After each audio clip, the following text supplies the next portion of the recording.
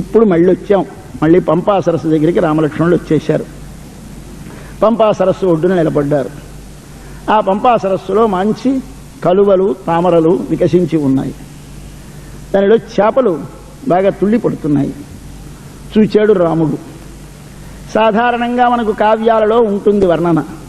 ప్రేయసీ ప్రియులు విడివడగానే వారి విరహ వర్ణన, వారి తాపాలు, చంద్రోపలంబనాలు, ఇవి అవి అల్లర్లు గాబరాలు ఉంటాయి. మనం కావ్యాలు చదివితే చాలా మనస్సుకి క్లేశము కలిగేటట్టుగా ఉంటాయి, జుగుప్స కలిగేలా ఉంటాయి.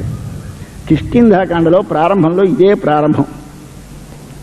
సతాం పుష్కరిణీం గత్వా పద్మోత్పలజశాకులాం రామ సౌమిత్రి సహిత విలలాప ఆకులేంద్రియ. ఇది కిష్కింధాకాండ మొదటి శ్లోకం. సహా రాముడు ఆ పంపా అనే పుష్కరిణికి వెళ్ళి పద్మ ఉత్పల జష తామర పువ్వులు కలువలు చేపలతో నిండినటువంటి ఆ చెరువును చూచి విలలాప ఆకులేంద్రియ లక్ష్మణుడితో కలిసి ఒకసారి విలపించాడు. ఏమిటి క్షుద్రమైన కామవర్ణనేమిటి? మహోదాత్తమైన మనుష్యుడే పొగుడుతున్నావే, ఇదేనా మానవత్వం? ఇది లేకపోతే మనము మానవులం కాం. ప్రేమ ఉండాలి, ప్రగాఢమైన ప్రేమ ఉండాలి. ఈ ప్రేమ బాహ్య వ్యాపారములకు ప్రతిబంధకము కాకూడదు. విద్యుక్త ధర్మములకు విహిత ధర్మములకు ఈ ప్రేమ ప్రతిబంధకము కాకూడదు. ఒకరిని విడిచి ఒకరు దూరముగా ఉన్నప్పుడు విలపించకపోతే వాడు భర్త కాడు. విలపిస్తూ చేయవలసిన పనిని మానేస్తే వాడు భర్త కాడు. కాబట్టి ఎట్లాగుండాలో నిరూపిస్తున్నాడు స్వామి తన ఆచరణ చేత. మనమైతే ఏం పెద్ద మునిగిపోయింది, ఆంజనేయ స్వామి రామచంద్ర ప్రభువును చూసిన తర్వాత అనుకున్నాడట, అదే నేను అసలు బ్రహ్మచారిని, మా సుగ్రీవ ప్రభువు ఆయన భార్య లేకుండా రాజ్యం లేకుండా ఉన్నాడు, ఈ కొండ మీద ఇద్దరం హాయిగానే ఉన్నాం, ఇంకా చచ్చిపోలేదు. ఏమిటి ఈయన పెద్ద ప్రభువట, రాముడట, చక్రవర్తి కుమారుడట, ఇంత విలపిస్తున్నాడేమిటి అనుకుని కొంచెము నవ్వుకున్నాడట. కానీ ఆయనకి ఆ ప్రేమ యొక్క రహస్యము లంకకి వెళ్ళి సుందరకాండలో సీతమ్మను చూచిన తర్వాత అర్థమైంది. అబ్బా ఎంత మొండివాడు రాముడు అంటాడు అక్కడ ఆయన. ఇంతకాలము 10 నెలల నుంచి సీతమ్మకు దూరమయ్యుండి బ్రతికున్నాడే, ఎంతటి క్రూరమైన హృదయము గలవాడు అంటాడక్కడ.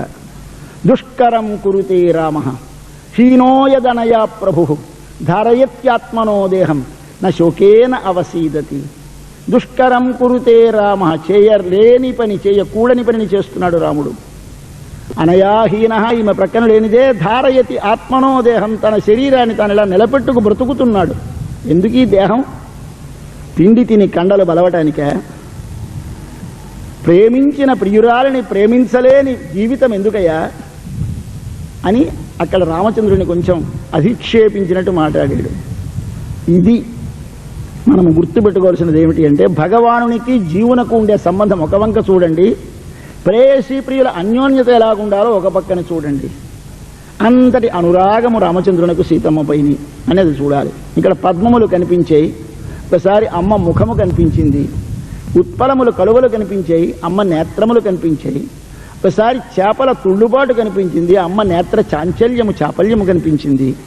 ఆహాహా, ఒక్కసారి సదృశమైన వస్తువులను దర్శించగానే ఆమె జ్ఞాపకము వచ్చి విలలాప ఆకులేంద్రియ బాధపడ్డాడు. ఇది మళ్ళీ మనలో చూద్దాం. ఈ జీవతత్వం ఆర్తిపడుతూ ఉంటే పరతత్వము ఎందుకు శోకిస్తుంది? మన యొక్క ఇంద్రియములు ఎలాగున్నాయో వాటిని తెలియజేసేటువంటి మరి ఒకటి కనిపిస్తే బాధపడతాడు భగవంతుడు.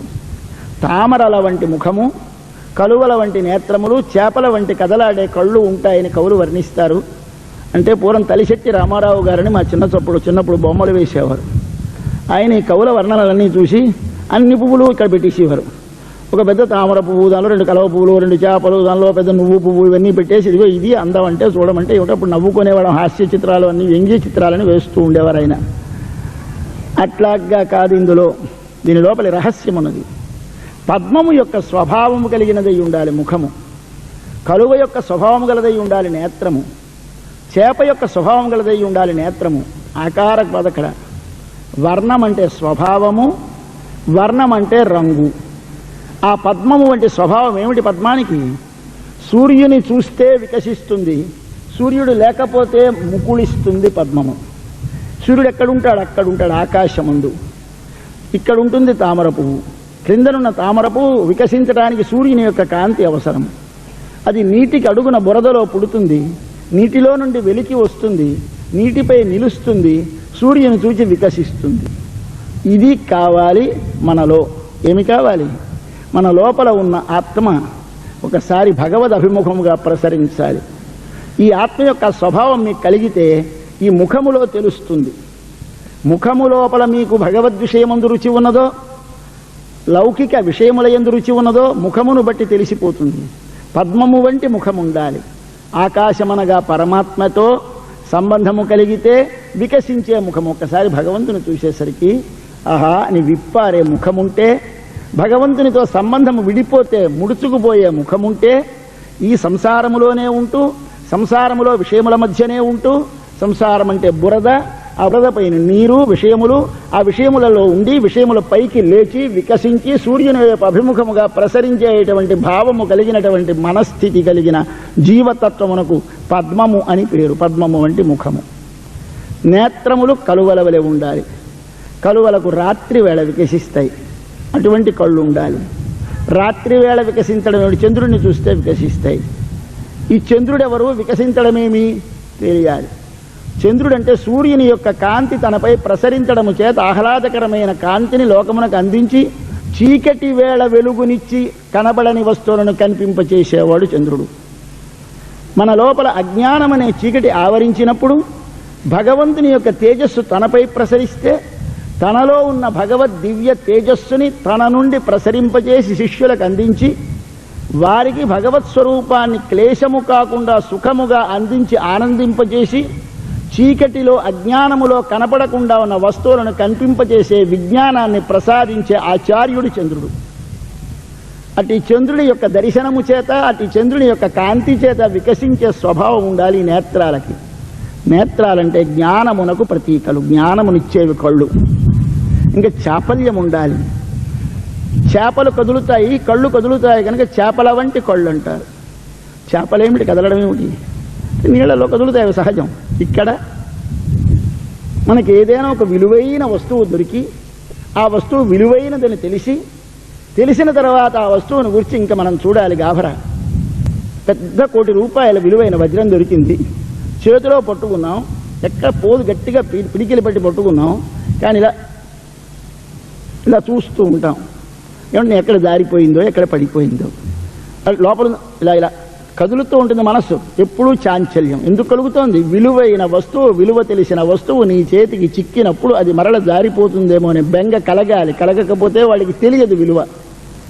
అలాగే భగవంతుని యొక్క అనుభవం కలిగి భగవదనుభవం అనుభవించి ఆ అనుభవించిన అనుభూతిని అనుభవిస్తూ అరే స్వామి స్వామి నన్ను వదులుతావా, నన్ను వదిలిపోవు కదా, నా దగ్గర ఉండు, వెళ్ళకు అని సంతతము భగవంతుని ఒకసారి లోపల అనునయించేటువంటి మనస్థితి కలిగితే ఆనాడు భక్తుని యొక్క నేత్రముల స్థితి చేపల స్థితిలో ఉంటుంది. ఈ విధమైన భావములు అందించడం కోసమని భగవానుడు ఎప్పుడు విలపిస్తాడు? ఇట్టి మనస్థితి కలిగిన జీవకోటిని చూచిన నాడు విలలాప, ఆయన విలపించాడు రాముడు అని చెప్పారు లోపలి రహస్యం. సరే, అక్కడ నిలబడ్డారు రామలక్ష్మణుడు పంపా తీరమందు. ఎదురుగా ఉన్నది ఋష్యమూక పర్వతం. పర్వతం మీద ఉన్నాడు సుగ్రీవుడు, 4 వానరులు. ఏమిటో ఈ 4 లెక్క ఏమిటో మనకు తెలియదు. లంక నుంచి వచ్చిన విభీషణుడితోటి 4 రాక్షసులు వచ్చారు. ఇక్కడ ఈ కొండ మీద ఉన్న వానరులు సుగ్రీవుడు రామచంద్రుడిని పొందే యోగ్యత కలిగినటువంటి సుగ్రీవుడితో 4 వానరులు ఉన్నారు. అంటే వీళ్ళు 4 మంత్రులు. వారిని నెట్టేసినప్పుడు 4 వచ్చేశాడు బయటికి. రావణాసురుడిని నెట్టేసేటప్పుడు 4 రాక్షసులతోటే వచ్చాడు విభీషణుడు. బాగుందంతే, కరెక్ట్. దానికి ఏమిటి అంకేం వాళ్ళ ఇష్టం అంటే, నాయన 4 కలిసి బ్రతకాలరా. మన పెద్దలు చెబుతూ ఉంటారు ఇప్పుడు, ఇదో మాట మనకు అలవాటు, 4 కలిసి బ్రతకరా అంటే 4 కలిసి బ్రతకడం ఏమిటి అంటే, మన లోపల 4 లక్షణములు ఉంటేనే కానీ నీకు బ్రహ్మ విషయములో జిజ్ఞాస కలగదని మన శాస్త్రకారులు చెప్పారు. మొట్టమొదటి నీకేమిటి ఉండాలి అంటే నిత్య అనిత్య వస్తు వివేకం కలగాలి. ఇది నిత్యము, ఇది అనిత్యము. నేను అనుభవించేవన్నీ నిత్యమేనా? ఇంతకంటే నిత్యమైనది ఏదైనా ఉన్నదా? ఇవన్నీ అనిత్యములే, పోతున్నాయే, ఒకనాడు ఉన్నాయి ఒకనాడు పోతున్నాయి, ఇవి అనుభవించడానికైనా నేను వచ్చాను. ఇది నిత్య అనిత్య వస్తు వివేకం. రెండవది, అది కలగగానే ఈ అనుభవిస్తున్న దాని మీద ఏమిటి అశాశ్వతమైన దానికోసం ఇంత ఆరాటం ఏమిటి? ఏదో ఉందట దానిని పొందాలే, అని ఇహ అముత్ర ఫల భోగ విరాగం అంటారు. ఇహ ఈ లోకంలో అనుభవించే భోగాలు, అముత్ర ఆ లోకంలో స్వర్గం, ఏదో అప్సరసలు వారితో విహరించేటువంటి యజ్ఞయాగాదులు చేస్తే పొందే ఫలముల మీద విరాగం కలగాలి. మూడవది ముముక్షుత్వం కలగాలి. విడువడవలననే కోరిక కలగాలి. ఎప్పుడైనా ఇది వదిలేసి ఆ నిత్యమైన వస్తువుని పొందుతానా, ఎప్పుడైనా ఈ స్వర్గంలోనూ ఈ లోకంలోనూ సుఖాలు కాకుండా నిత్యమైన అఖండమైన ఆనందాన్ని పొందుతానా అనే కోరిక కలగాలి. ఆ తర్వాత శమ దమాది గుణ సంపత్తి కలగాలి. అంతఃకరణములు మనస్సు లోపల నిగ్రహింపబడాలి. బాహ్యేంద్రియములు మన వశములో ఉండాలి. ఇవి 4 కలిగితే నీకు భగవదభిముఖమైన ప్రయాణము లభిస్తుంది. కాబట్టి భగవదభిముఖమైనటువంటి జ్ఞానము కావాలంటే ఇవి కలగాలి. 4 పక్కనే మనకు తోడుగా రావాలి. అంటే నలుగురితో కలిసి బతకడం, నలుగురితో సుగ్రీవుడు ఉండడం, నలుగురితో విభీషణుడు రావడం అంటే భగవంతుని వైపు అభిముఖముగా ప్రవర్తించేవారు ఇక్కడ సుగ్రీవుడు, అక్కడ విభీషణుడు. కాబట్టి ఈయనకి 4 సాయం, ఆయన 4 సాయం. వీరు 4 మంత్రులు. మంత్రులతో నిలబడ్డాడు అక్కడ. సుగ్రీవుడు చాలా బెంగగా ఉన్నాడు. వాలి ఇతనిని తరిమి కొట్టేశాడు, దేశమంతా తిప్పాడు. అతని అదృష్టం వల్ల ఈ ఆశ్రమంలోకి వాళ్ళు రావడానికి వీలు లేకుండా ఏర్పడ్డది. ఒకనాడు దుందుభి అనే ఒక రాక్షసుడిని చంపి ఆ రాక్షసుడిని తన కాలితో పైకి శవాన్ని ఎగరవేస్తే ఆ ఎగరవేసిన శవం 1 యోజనం అంటే 8 మైళ్ళ దూరం వెళితే ఆ 8 మైళ్ళ దూరంలో మధ్యలో ఉన్న మతంగాశ్రమం నుంచి ఆ శవం అలా వెళ్ళిపోతూ ఆ శవము నుండి రక్తపు బిందువులు ఆ ఆశ్రమం మీద పడ్డాయి. ఆశ్రమంలో తపస్సు చేసుకుంటున్నారు మతంగ మహర్షి శిష్యులు చూశారు. ఎవడిది చూచి ఎవడి ఈ విధముగా చేశాడో వాడు కానీ వాటికి సంబంధించి వాడికి అనుకూలమైన వారు కానీ ఎవరైనా ఈ ఆశ్రమంలోనికి ప్రవేశిస్తే వారు జీవించకుందురుగాక అని ఒక ఆంక్ష పెట్టారు. అది తెలిసింది వాలికి. మరి అప్పటి నుంచి వనం వైపు రాడాయన. కాబట్టి మన ఆంజనేయ స్వామి బుద్ధిమతాం వరిష్ఠుడు కనుక తిరిగి ఎక్కడా కాలు మోపడానికి అవకాశం లేకుండా వస్తున్న సుగ్రీవునికి, స్వామి మనం ఇక్కడ ఉండవచ్చు ఈ కొండ మీద, ఇక్కడికి వాలి రాడు అని చెప్పి ధైర్యం చెప్పి కూర్చోబెట్టాడు. అక్కడ ఉన్నారు వీరు 5గురు. ఏం చేయాలి, మరి వాలి రాడు హాయిగా ఉందామని. అయ్యా 2 వచ్చి ఎదురుగా కనిపిస్తున్నారు. వాలి పంపించాడు. ఎంత ధైర్యం ఉన్నా బెంగ మన సుగ్రీవుడికి. వచ్చేశారు, చంపేస్తారని ఎగిరిపోతున్నాడు, గాబరా పడిపోతున్నాడు. చూచాడు ఆంజనేయుడు, ఇక్కడికి రాడండి, బెంగ పెట్టుకోకండి, కానీ నేను వెళ్ళి వారెవరో కనుక్కొస్తాను. కానీ వారి దగ్గరికి వెళ్ళేటప్పుడు తన రూపముతో తాను వెళితే వారు గుర్తుపడతారు కనుక నేను ఒక భిక్షు రూపముతో వెళతానన్నాడు. అంటే భిక్షు రూపం అంటే భిక్షమెత్తుకునే రూపం. ఎవరు భిక్షెత్తుకుంటారు? 2. ఒకరు బ్రహ్మచారి, 2 సన్యాసి. కాబట్టి బ్రహ్మచారి వేషం వేసుకున్నాడా సన్యాసి వేషం వేసుకున్నాడని పెద్ద జిజ్ఞాస మనకి. కానీ ఈయన సన్యాసి వేషంతో వెళ్ళారని మళ్ళీ పెద్దలు నిర్ణయం చేశారు. ఒక సన్యాసిలా వేషం వేసుకుని వెళ్ళాడు. రామలక్ష్మణుడు 2 నిలబడ్డారు. చూచాడు ఆంజనేయ స్వామి.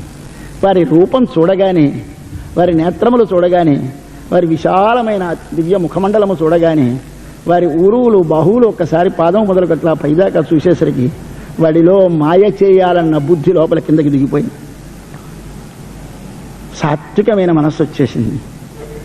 మరి దాచలేకపోయినాడు, నిజం చెప్పేస్తున్నాడు. స్వామి నా పేరు ఆంజనేయుడు, మా ప్రభు సుగ్రీవుడు ఇట్లా 4గురితో వచ్చి అక్కడ ఉన్నాడు అని చెప్పి ఆయన కథంతా చెప్పేసి రాజ్యం పోయింది, భార్య పోయింది అని అంతా చెప్పేశాడు. కథ చెప్పేసి ఆయన కుశల ప్రశ్న చేశాడు. మీరెవరండి?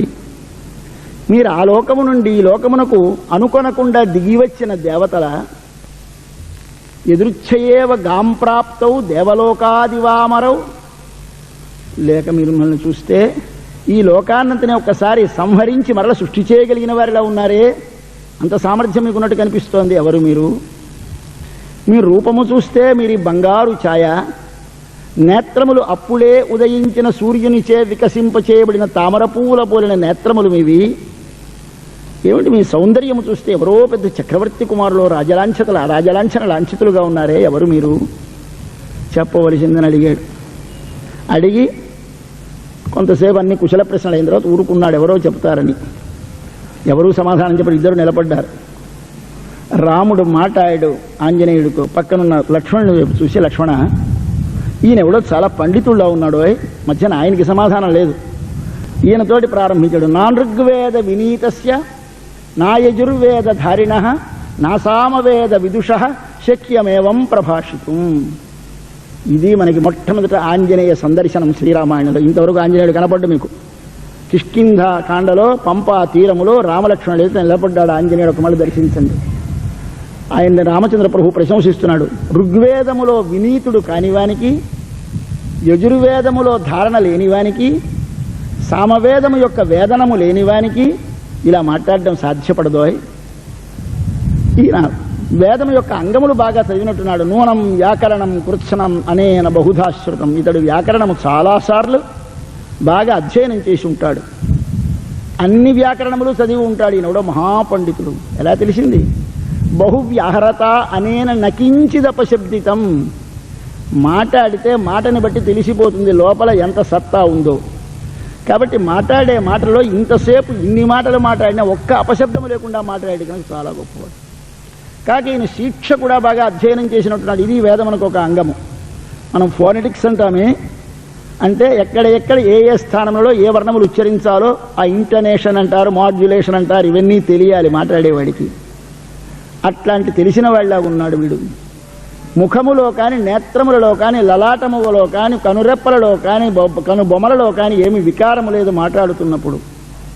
మాట్లాడుతున్నప్పుడు తొందరగా మాట్లాడటం లేదు, అలాగని పాజిచ్చి మెల్లగా మాట్లాడటం లేదు. అవిలంబితం అద్రుతం. ఏమి తొందరగా మాట్లాడితే వినేవాడికి వీడేదో మనని మాయ చేయడానికి గడబిడ చేస్తున్నాడు, మాటల గారడి అనిపిస్తుంది, నన్ను వంచన చేస్తున్నాడు అనిపిస్తుంది. లేదు మెల్లగా మాట్లాడితే వీడు పాపం అశక్తుడు, మాటలు తోచడం లేదు, గంటకో మాట మాట్లాడుతున్నాడు అనుకుంటాడు విన్నవాడు. కాబట్టి రెండు రకముల మాట్లాడకూడదు.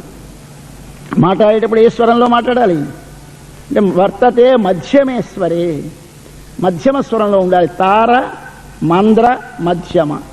తార అంటే పిచ్, ఆ పైని. మంద్ర లోపల గంభీరంగా కాదు, మధ్యమ స్వరంలో పలుకుతున్నాడు. కాబట్టి ఈయనకి అన్నీ తెలుసునయా.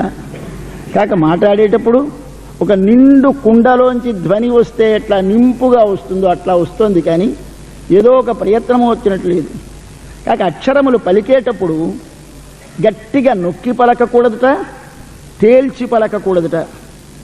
తేల్చి పలికితే జారిపోతాయి అక్షరాలు నోట్లోంచి. పట్టి పలికితే తేలదంతా గిని అలా ఆగి అయిపోతుంది. ఇదే ఏమిటి చేస్తున్నాడు ఈయన? పులి తన పిల్లని తన నోటితో పట్టినప్పుడు దానికి ఘాటు తగలకుండా, పిల్ల జారకుండా ఎలా పట్టుకుంటుందో అలా పలుకుతున్నాడు ఈయన. ఎంత సమర్థుడీనా! ఇటువంటి వాడు ఎవనికి దూతగా ఉంటాడో వాడి కార్యములు నెరవేరకేం చేస్తుందయ్యా? ఇటువంటి వాడు కాని వెళ్ళి మాట మాట్లాడితే ఉద్యతాశేర్ అరేరపి, కత్తి ఎత్తిన శత్రువైనా సరే కత్తి దించి అనుకూలముగా మాట్లాడక తప్పదే. అబ్బా ఎంత సమర్థుడు అని ఆయనను ప్రశంసించాడు లక్ష్మణస్వామితో. లక్ష్మణుడు అన్నీ విన్నాడు. ఈయన సమాధానం చెప్తాడు, రాముడు సమాధానం చెప్పడు.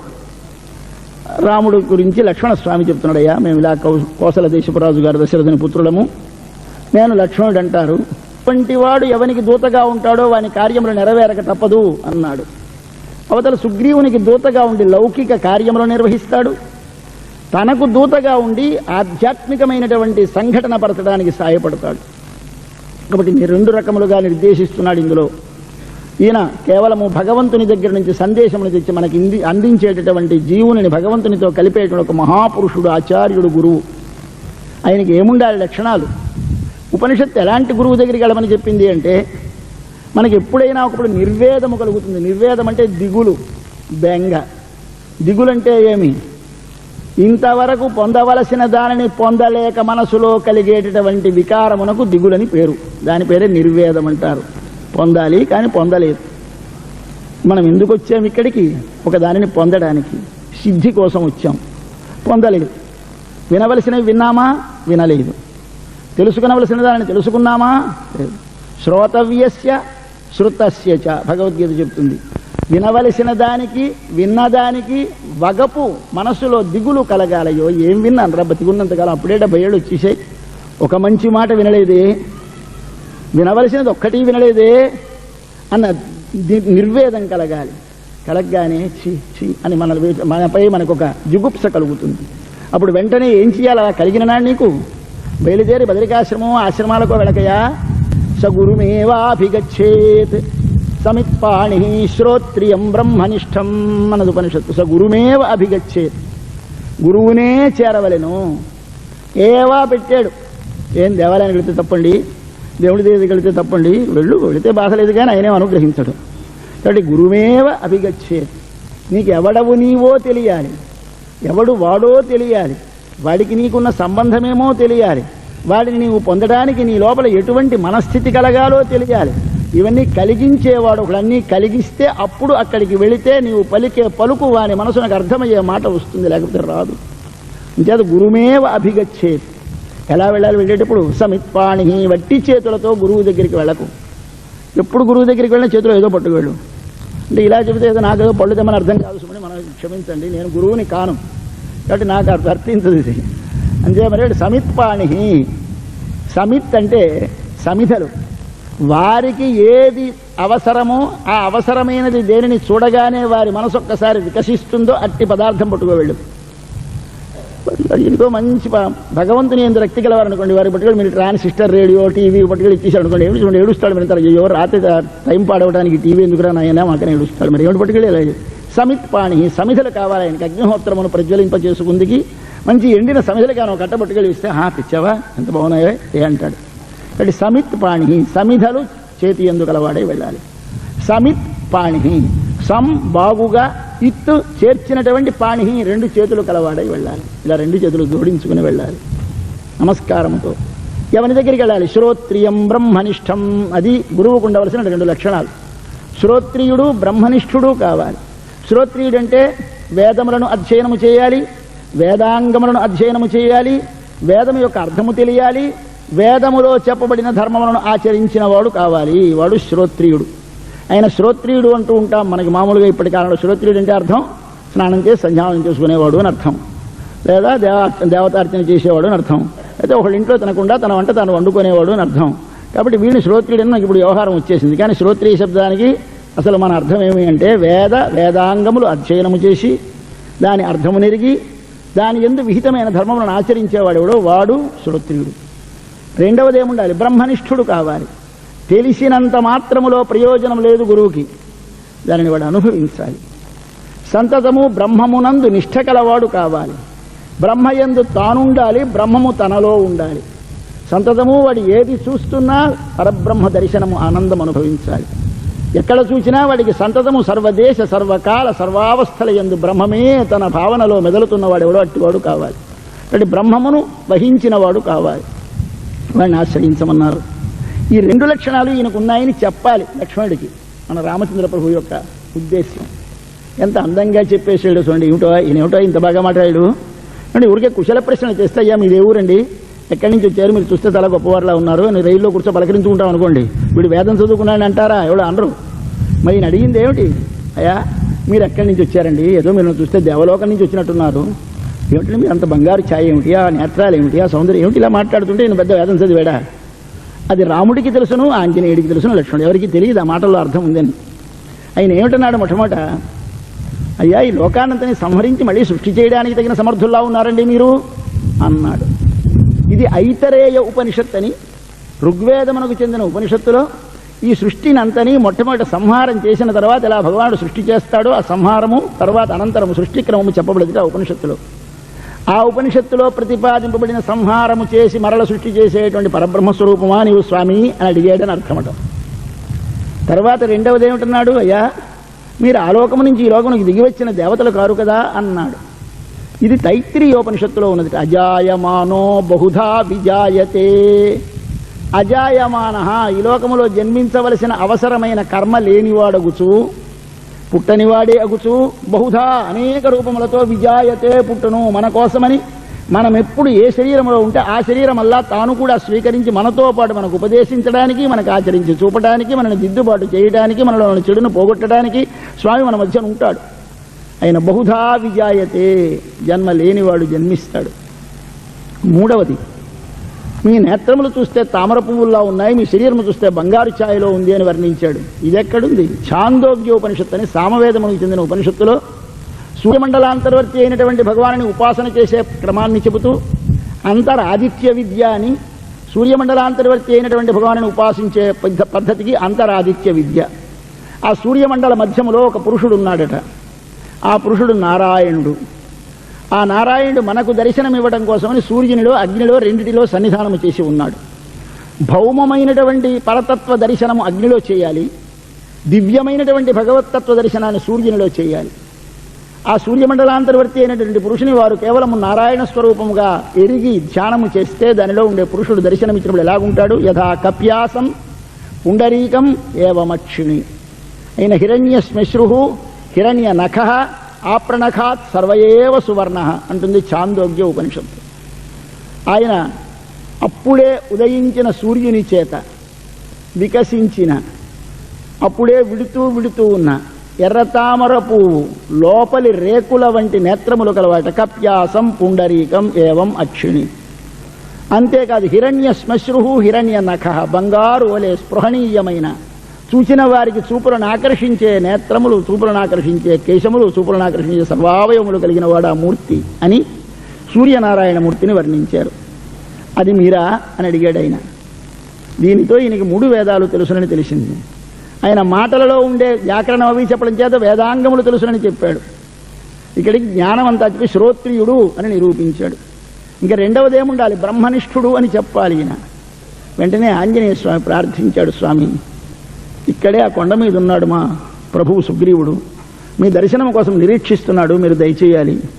మీరు ఇక్కడి నుంచి అక్కడి దాకా నడిచి రావద్దు, రాళ్ళు కొండలు నా భుజములపై అధిరోహించండి, నేను మిమ్మల్ని ఇద్దరిని తీసుకువెళతానన్నాడు.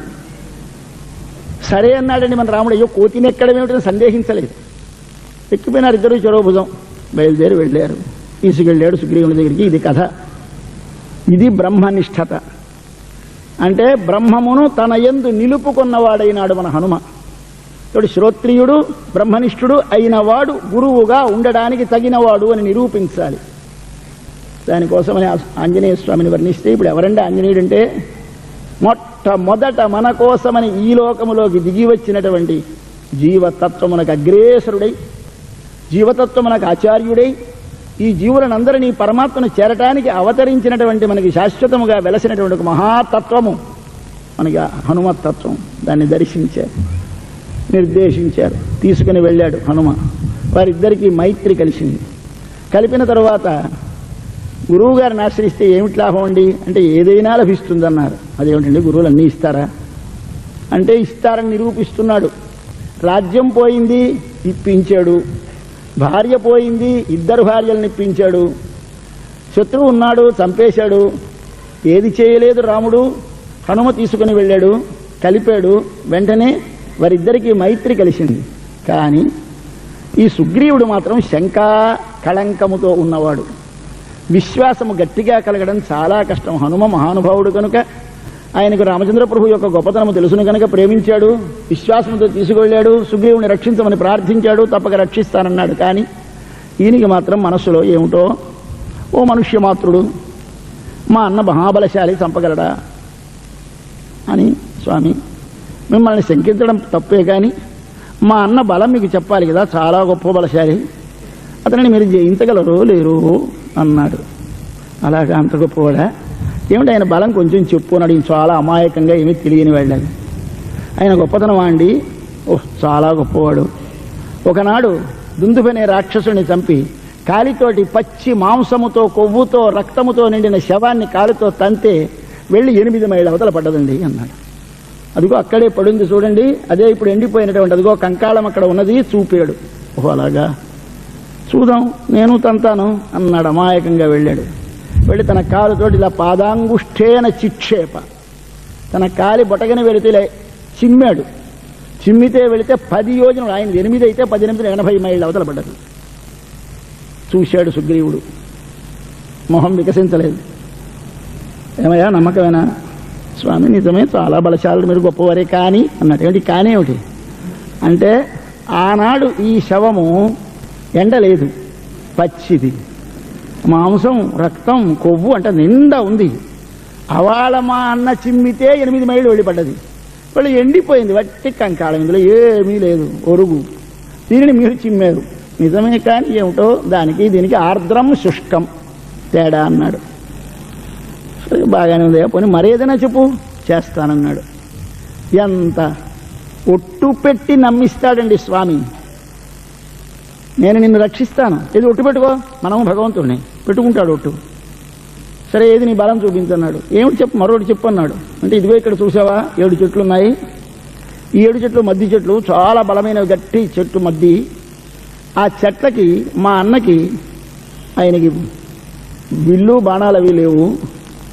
ఒక చేత్తో వచ్చి గుద్దుతాడు, చేత్తో వచ్చి గుద్దితే చెట్టు మొదట ఎలా ఉన్నాయి చెట్లు, అడుగున ఉన్న మొదలు కనిపించనంత కొమ్మలతో ఆకులతో గుబురులై వంగి ఉన్నాయి చెట్లు, నిండా కొమ్మలు ఆకులు, మొదలు కనిపించదు, అంత పచ్చి ఆకులతో ఉన్న చెట్టు మొదల మా అన్న వచ్చి గుద్దితే ఒక్కసారి ఆకులన్నీ జలజల రాలిపోయి నిష్పత్రమైపోతాయి. ఆ చెట్టు ఒక చెట్టును గుద్దాడంటే ఆ చెట్టు నిష్పత్రం అంటే ఆకులు లేనిది అయిపోతుంది, రాలిపోతాయి ఆకులు ఎండుటాకుల్లాగా, అంత బలశాలి. అలాగా ప్రయత్నిస్తాను అన్నాడు ఈయన అని తన బాణం తీశాడు, ఇంటిలో సంధించాడు, వెంటనే వేశాడు. ఈ చెట్లు తిన్నగా లేవు, ఒకటే లైన్లో లేవు, ఇలా ఇలా ఇలా ఉన్నాయి 7ను. వేశాడు బాణం. బాణానికి తెలివితేటలున్నాయండి రాముని బాణానికి. ఎక్కడికి వెళ్ళాలని ఆయన అనుకుంటే అలాగే వెళుతుంది అది. చిన్నగా ఒకదానిని దొల వేసుకుని వెళ్ళి, 2వ దానిని దొలవేసి, 3వ దానిని దొలవేసి, 4వ దానిని వేసి, 7ంటిని కొట్టేసి ఆకుల్ని రాల్పేసి మళ్లీ తిరిగి భూమిలోకి గుచ్చుకొని మళ్లీ లేచి వెలుపలికి వచ్చి అమ్ముల పొదలో దూరిపోయింది. చూశాడు సుగ్రీవుడు. ఇంతసేపు వంగి నమస్కారం చేయలేదు సుగ్రీవుడు. మీరు ఒక్కసారి వాల్మీకి రామాయణం చదవండి. రాగానే చేత్తోటి కరచాలనం చేశాడు. మనం ఇప్పుడు ఇస్తామే షేక్ హ్యాండ్, పాదాలు ముట్టుకోలేక చేతులు ముట్టుకుంటాం మనం. అంటే పెద్దవారికి కాళ్ళు ముట్టుకుంటే మంచిదే, కానీ కొంచెం అసభ్యంగా ఉంటుంది వంగిపోయి కాళ్ళు ముట్టుకోవడం ఏమిటని.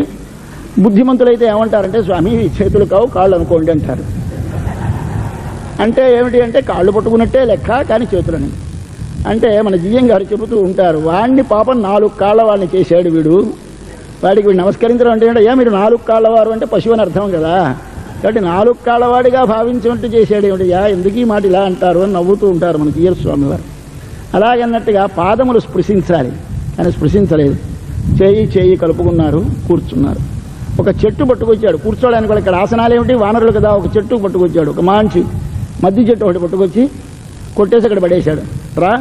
రామా కూర్చుందాం అని ఇద్దరు ఆయన చేయి పట్టుకో తీసుకొచ్చి దాని మీద ఇద్దరు కూర్చున్నారు. ఈ పక్కన వచ్చాడు. కొంచెం అసభ్యమైన సంస్కారం కలిగిన వాళ్ళ ఇళ్ళకి మనం వెళితే మనతోటి ఎవరైనా వస్తే వారికి ఆసనం చూపించరండి. ప్లీజ్ సిట్, మన ప్లీజ్ సిట్ అంటాడు, వీడు కూర్చోవాలిట. ఇలా పక్కన ఉన్నవాడు బతికి ఏమిటో తెలియదు, వారిని కూడా కూర్చోండి అనాలి. మనకంత ఇది లేక. అలాగని పక్కనున్న లక్ష్మణుడు ఏమైపోతాడో ఊహించకుండా వాడిని కూర్చున్నాడు సుగ్రీవుడు. చూశాడు ఆంజనేయుడు, అరే మహాపచారం, భగవంతుని ఆదరించకపోయినా ప్రమాదం లేదు, కానీ భగవంతుని సోదరుడై, భగవంతునికి ప్రీతిపాత్రుడై, భగవంతుని ప్రేమించబడ్డ లక్ష్మణస్వామిని ఆదరించకపోతే ఎంత ప్రమాదం అని గుర్తించి వెంటనే పరిగెత్తుకు వెళ్ళి వీడికి మద్ది చెట్టు వేస్తే ఈయనకి ఒక చందన వృక్షం పట్టుకొచ్చాడు మన ఆంజనేయ స్వామి. అంత ఖరీదైనది పట్టుకొచ్చి పడేశాడు. స్వామి కూర్చోండి అన్నాడు. లక్ష్మణస్వామిని కూర్చోబెట్టాడు. సరే ఆయన గొప్పవాడిని అనుకున్నాడు సుగ్రీవుడు. సరే ఇద్దరికి అగ్నిసాక్షికంగా మైత్రి చేసింది. చెప్పాడు రాముడు, నాయనా సుగ్రీవా, స్నేహం చేసుకోవడం చాలా తేలిక, కానీ దానిని కాపాడుకోవడం చాలా కష్టం సుమా. కాబట్టి సుకరం మిత్రం కర్తుం దుష్కరం పరిపాలనం, దానిని కాపాడుకోవడం చాలా కష్టం. స్నేహం చాలా రోజులు నిలిచేదిగా ఉండాలి స్నేహం అంటే, అంతే జాగ్రత్తగా పాటించు. ఇవాళ నుంచి ఏకం దుఃఖం సుఖం చ నౌ, ఇక ఇక్కడి నుంచి మన ఇద్దరికి సుఖ దుఃఖములు ఒకటే. అంటే అర్థం ఏమిటి, నీకు సుఖము కలిగినప్పుడే నా మనసును కూడా సుఖము కలిగిన ప్రీతి కలగాలి. నీకు దుఃఖము కలిగితే నా లోపల నాకు దుఃఖమునకు కావలసిన కారణం లేకపోయినా దుఃఖం రావాలి. ఇట్లా మనం ఉండాలి అన్నాడు. అలాగే అన్నాడు. ఇద్దరు ఒప్పుకున్నారు. చివరికి అతని శత్రువుని చంపుతానని ప్రతిజ్ఞ చేశాడు. ఒట్టు పెట్టి ఒప్పించాడు. భగవంతుడు మన నీ పని చేయడం లేదు. మనం స్వామికి ఎన్ని పరీక్షలు పెడతాం. స్వామి మా అబ్బాయి ఫస్ట్ క్లాసులో పాస్ అయితే ఎస్ అంటాడు, అయినా నమ్మం. కాదు మా వాడి కొడుకు పుడితే అలాగే అంటాడు. మరొకటి ఎన్ని తీరుస్తున్నాడు, ఇన్ని తీరుస్తుంటే ఏమిటోనండి దేవుడు ఉన్నాడు, ఏమిటోనండి మనం నమ్మం. భగవంతుడు మనల్ని నమ్మించడం కోసమని ఎన్నో లేనిది లేదు, కానీ వాడు ఉన్నాడు. ఈ ముక్క మనం అంగీకరిస్తే స్వామి రక్షిస్తాడు. అది నేర్పుతున్నాడు. వెళ్ళాడు. నేను చెట్టు చాటున ఉంటాను, నువ్వు వెళ్ళి పిలువు, యుద్ధం చేయమన్నాడు. పిలిచాడు, యుద్ధం చేశాడు. అయ్యా వాలొచ్చాడు, చావ కొట్టేశాడు. ఒళ్ళంతా ముద్ద అయిపోయింది. దెబ్బలు తిన్నాడు. వెనక్కి చూస్తున్నాడు, వస్తామని ఎప్పుడు బాణం వచ్చి తగిలిపోతుందో వాలి పడిపోతాడు అని ఇటు చూస్తాడు. ఆ చదవని విద్యార్థులు కాపీ కోసం ఇటు చూసినట్టు చూస్తున్నాడు వీడు. పాపం చూస్తుంటే ఎటించి రావటం లేదు. రాకపోతే ఇంకా చూశాడు, వెనక్కి పరిగెత్తుకు వచ్చేసాడు. ఈయన ఆయన వెనకాల వచ్చేసాడు. వచ్చిన తర్వాత చాలా గట్టిగా దూషిస్తాడండి. ఒకసారి చదివితే, అవాళే చెప్పి ఉండవలసినది నేను వాళ్ళని చంపనని. నన్నా నమ్మించావా, నీ బలము చూపించావా, పంపించావా, కొట్టడం మానేశావా, నన్ను దెబ్బలు తినిపించావు, ఏమయ్యా ఇదేనా నీ న్యాయం, నీ మైత్రి అని అడిగాడు. ఏమిటి సమాధానం చెప్తాడు? అప్పుడు రామచంద్రుడు అంటాడు, ఏమిటో మరి నిజమో అబద్ధమో మనకు తెలియదు, ఆయన అన్న మాటలు మనవి చేస్తున్నాం. పోల్చుకోలేకపోయినాను, అవి పొరపాటు అయిపోయింది. నువ్వు వాలి ఒక్కలాగే ఉన్నారు, ఇద్దరును ఒక్కలా ఉండడం చేత గుర్తు తెలిసింది కాదు. ఒకవేళ కాని పొరపాటుగా నేను బాణము వేసిన బాణము వాలికి తగలక నీకే తగిలితే నిష్కారణం మిత్రుణ్ణి పోగొట్టుకున్న పాపాత్ముణ్ణి అవుతానని వెయ్యలేదయ్యా, మరేమనుకోకు అన్నాడు. ఇది నిజమా అని పెద్దలు శంకించి, దీనిలో ఏదో రహస్యం ఉంటుందన్నారు వీళ్ళు. ఆయన మెడలో ఒక మాల ఉంది, బంగారు మాల. ఈయన మెడలో లేదు. ఈయన అప్పుడే 4 నెలల నుంచి తిండి లేదు, భార్య లేదు, రాజ్యం లేదు, ఏడుస్తూ నీరసపడిపోయి కొండ మీద ఉన్నాడు. ఆయన వాంచి పుష్కలంగా రుమా, తారా అని 2 భార్యలతో రాజభోగాలను అనుభవిస్తూ మద్యపానంతో మదించున్నాడు. ఆయనకి రాజలాంఛనాలు ఉన్నాయి, ఈయనకి అవేవి లేవు. ఇద్దరు పోల్చుకోలేడు. ఏమిటో స్వామి అబద్ధం ఆడాడు, ఏమిటో కాదు అన్నారు మన పెద్దలు. దీని లోపల వ్యంగ్యం ఉంది, ఇది కావ్యము. మీకు కేవలం బయటే చదివేస్తే అర్థం కాదు. బయట చదివేసి మనం విమర్శిస్తూ ఉంటాం. దానికి 2 ఉన్నాయని తెలియాలి. కావ్యం రామాయణం కృత్స్నం, రామాయణం కావ్యం. ఏమిటి దీని రహస్యం? అయ్యా, భగవంతునికి చెందినవాడనే చిహ్నలు శరీరమందు ధరించు. ఏదో ఒకటి పెట్టుకో, బొట్టు. ఏమిటి నష్టం? నీకు పెట్టుకుంటే దెబ్బ తినవు, నీ శత్రువుని ఆయన కొడతాడు. లేకపోతే నిన్ను కొడడు, వాడిని కూడా వదిలేస్తాడు. ఇద్దరు దెబ్బలు తింటూ ఉండాలి, కొట్టుకుంటూను. కాబట్టి మనకి ప్రతిబంధకములతో నిండినటువంటి ఈ విపత్కరమైనటువంటి పరిస్థితిలో మనకి శత్రువైనటువంటి విషమ పరిస్థితులు తొలగటానికి ఏమి చేయాలి? స్వామి నీవాడననే సూచన సంతతము వానికి కనిపించేలాగా మనసు లోపల భావించడం కాకుండా బాహ్యముగా ధరించు. వీటిని ధరించమని మన పెద్దలు చెబితే మనకి సిగ్గు పెట్టుకుందికి ఏమిటో బాగుండదేమో అని, ఒకవేళ పెట్టుకున్నా యువతలకు వచ్చరికి చెరిపేసుకొని వచ్చేస్తుంటాం, ఎందుకంటే ఏమో బాగుండదేమో అని. ఇది ఆయనకి అప్పుడు ఏం చేశాడు లక్ష్మణస్వామికి, లక్ష్మణ ఇవాళ యుద్ధానికి వెళ్ళినప్పుడు నేను తప్పకుండా ఇతన్ని గుర్తుపట్టాలి, కాబట్టి పట్టరా. అక్కడ గజపుష్పి మాం ఫుల్లాం, అదిగో అక్కడ లత ఉంది, చాలా పెద్ద పూలు పూచిన లత, అది గజపుష్పి అంటారంటే ఏనుగు పూలు. ఆ లత పట్టుకురా. ఈయన కంఠే, ఈయన మెడలో నువ్వు స్వయంగా బంధించు. సుగ్రీవ వెళ్ళు, లక్ష్మణుడి చేత మాల బంధింప చేసుకోరా. ఏమిది? తన బంధించకూడదా? సుగ్రీవ వెళ్ళి ఆ మాల తీసుకొని మెడలో వేసుకో అనకూడదా? వాడు వేసుకోకూడదట, తాను వేయకూడదట, లక్ష్మణుడు వేయాలి మాల. ఏమి చిత్రమైన సన్నివేశంలో, ఎంత రహస్యమైన అర్థాన్ని ఎంత కావ్యభంగిలో ఎంత అందంగా చూపిస్తున్నాడు. సరే, లక్ష్మణుడు వచ్చాడు, వేశాడు. మాల వేయాలంటే ఏం చేయాలి? మనకు ఎవరైనా వచ్చి మాల వేస్తారు, ఏం చేస్తాం? వంచక తప్పదు తలకాయ. కాబట్టి ఇలా నిటారుగా వెనక్కి పెట్టుకుంటే వెయ్యలేదు కదా. కాబట్టి వాడు దండ పట్టరాగానే ఎంతటి గొప్పవాడైనా ఇలా వంచుతాడు తల. అంటే వంగేడు. ఎక్కడా? లక్ష్మణుని దగ్గర. ఇందాక ఏం చేశాడు? రాముడే తనకు అవసరం అనుకుని లక్ష్మణునికి చెట్టు వెయ్యని వాడు వీడు. ఇవాళ ఏం చేశాడు? ఆయన చేత ఈయన మెడలో మాల వేయడానికి ఈయనకి ఇష్టం లేకపోయినా బ్రతకడం కోసమని వాడికి వంగక తప్పక పరిస్థితి ఏర్పరిచాడు. వంగాడు, మాల వేశాడు, ధరించాడు, వచ్చాడు. మనకి ఇది కావాలి. కంఠమందు అక్షరమాల, కంఠమందు తులసి మాల. ఏమిటి అక్షరమాల? మంత్రము లోపల, బయట తులసి మాల. ఈ తులసి మాలలు అవన్నీ ఎందుకు? భేషజం కోసం కాదు, లోపల మాకు అక్షరమాల ఉన్నదని గుర్తు. ఏదో ఒక మంత్రము మేము ధరించిన వారము, భగవత్ సంబంధము కలవారమనే చిహ్నములు బయటకు తెలిసేలా అభివ్యక్తముగా ఉంచండి. అది మిమ్మల్ని రక్షిస్తుంది, విరోధి నిరసనము స్వామి చేసేలా అనుగ్రహిస్తుంది అని దానిలో ఆంతరముగా సూచిస్తూ వెంటనే పంపించాడు. మర్నాడు కొట్టేశాడు, చచ్చిపోయినట్టు. పడిపోయిన తర్వాత సుగ్రీవుడికి ఆ మాల ఉన్నంతసేపు చనిపోడు, పడుకొని ఉన్నాడు. రాముణ్ణి నిలదీసి ప్రశ్నలు వేశాడు. చాలా అందమైన ప్రశ్నలండి, 23 ప్రశ్నలు, సమాధానాలు. బాగుంటుంది, ఒకసారి చదవండి. అసలు రామచంద్ర ప్రభు జీవితంలో ఆర్జించుకున్న గొప్ప ఖ్యాతులు 2. చెట్టు చాటు నుండి చంపిన మొనగాడు, కోతిని చంపిన మొనగాడు, పరీక్ష చేసి అగ్నిహోత్రములో పరిశుద్ధురాలైన భార్యను తానే కళ్ళారా చూసి వదిలేసిన రాజు. ఇది ఆయన 2 కీర్తులు ఇప్పటికీ నిలిచిపోయినాయి. ఎందుకు నిలబెట్టుకున్నాడు? మిత్రుడి కోసం, ప్రజల కోసం.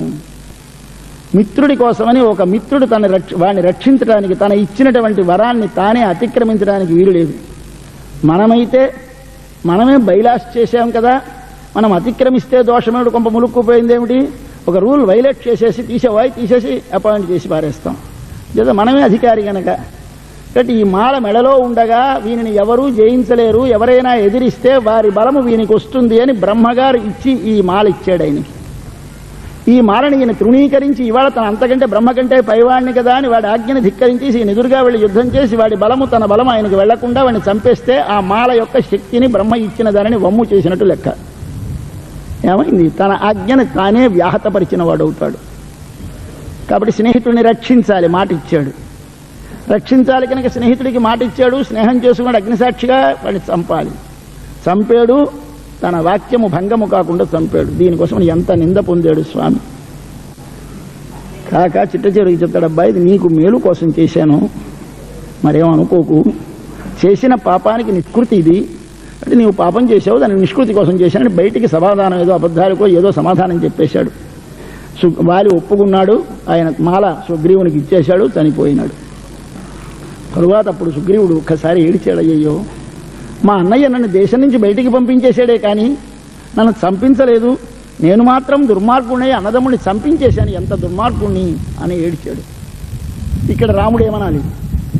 ఎవడైనా ఒకడు మనం తప్పు పని చేయమని వాడి కోసం ప్రేరణ చేసి బతిమాలి ఏడ్చి అన్నీ చేసి చిట్ట చివరికి మనం చేసిన తర్వాత చీ ఎంత పని ఆయన ఏడిస్తే ఏమిట్రా వాటే ఫూల్ యు ఆర్, ఏమిటిది ఇందాక నన్ను నువ్వే బతిమాలేవు, నువ్వు బతిమాలేవు అని చేశాను, ఇప్పుడు ఏడుస్తావేమిటి అనవండి.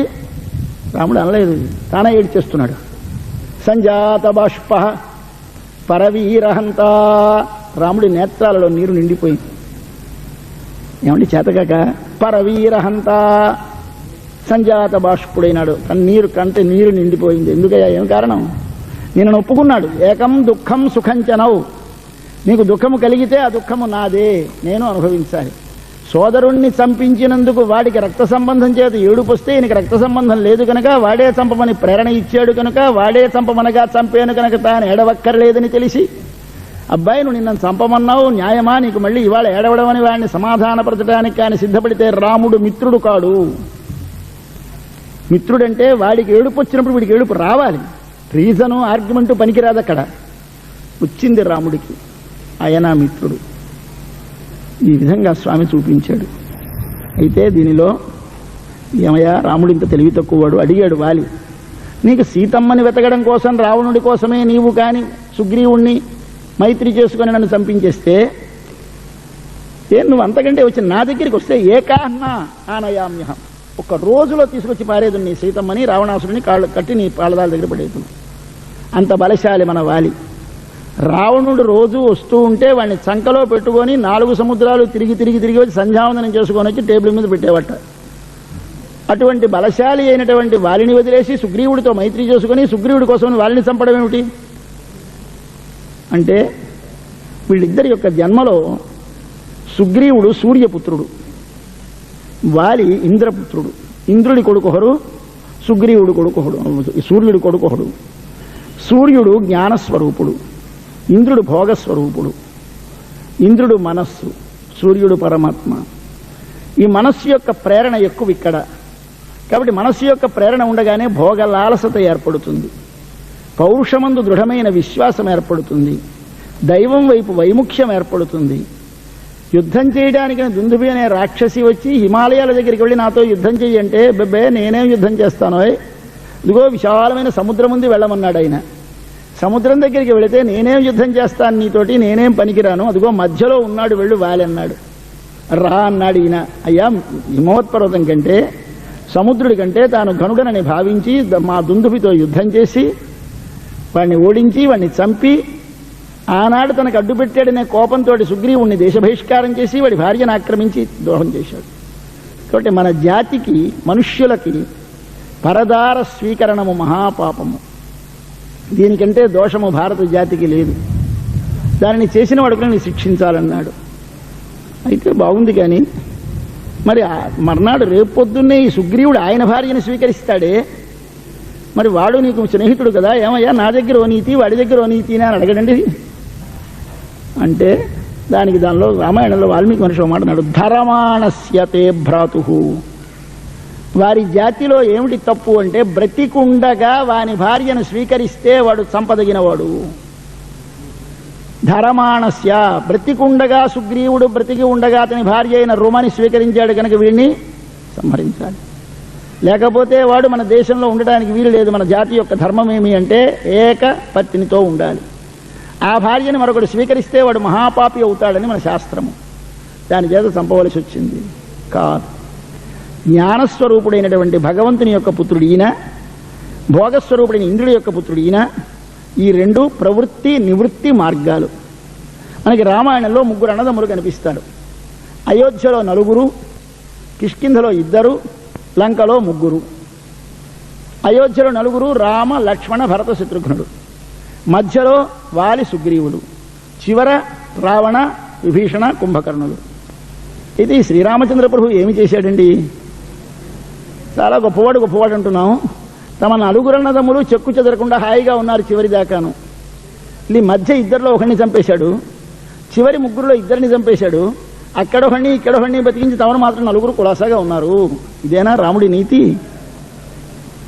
అని ఎవరైనా ప్రశ్నిస్తే ఏమి సమాధానం చెప్తాం మనం? అంటే దానికి సరే బాహ్యంగా ఏదో వాడు తప్పు చేశాడు, వీడు తప్పు చేశాడు, చంపాడు, ఏవో చెప్తాం. కాదు, ఈ మొదటి ఉన్న 4 ఎవరు అంటే ధర్మ, అర్థ, కామ, మోక్షములని 4 పురుషార్థములు. ఈ 4 పురుషార్థములు ఎల్లప్పుడూ ఉండాలి. అంతే తప్ప ఒకటి పోయి ఒకటి ఉంటుందండి, పనికి రాదు. నీకు ధర్మం ఉండాలి, అర్థం ఉండాలి, కామం ఉండాలి, మోక్షం ఉండాలి మానవులకు ప్రతివారికి.